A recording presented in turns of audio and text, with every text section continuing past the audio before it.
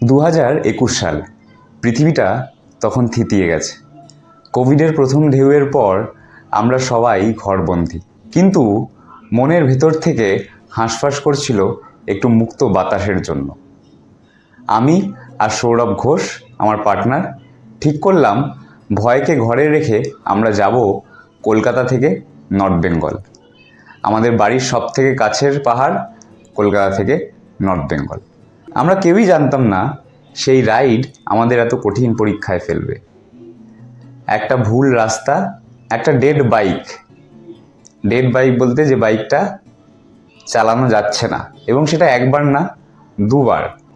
একটা অন্ধকার রাস্তা যেখানে বাঘের ভয় এবং সেখানে জঙ্গল। তো আজকের গল্পটা এই নিয়ে। আজ বলবো আমাদের জীবনের সেই সবচেয়ে রোমাঞ্চকর আর ভয়ঙ্কর রাইডের গল্প।